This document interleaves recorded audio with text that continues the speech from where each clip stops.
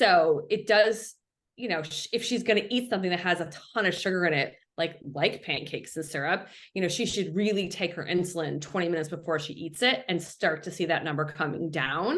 So that when she eats it, because she's going to spike, like no matter what, her blood sugar is going to spike when she eats something like that. So if she can get herself lower, then she's going to, then the spike doesn't bring her as high.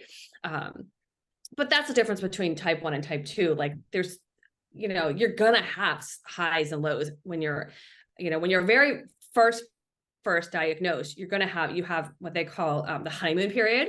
It's kind of like, for people who are mothers, like it's kind of like having the first child, like you don't know how easy it was until you have two. And then you're like, why did I think one was so hard? Because it's so much harder having a baby and a toddler.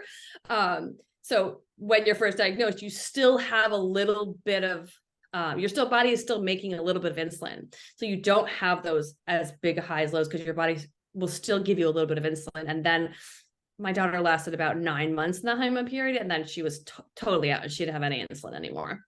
And then that's when you see like, oh yeah, her blood sugar is 350.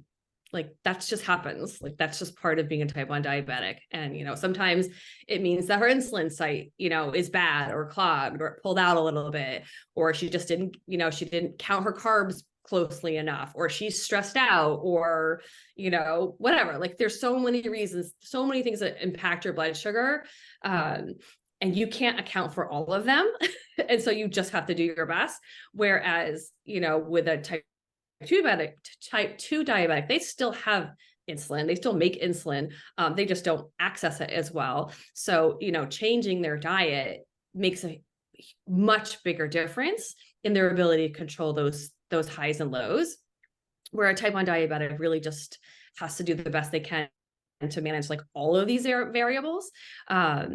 And then if they don't get it right, then they just give themselves more insulin through their pump and move on with their day. That's kind of what they do.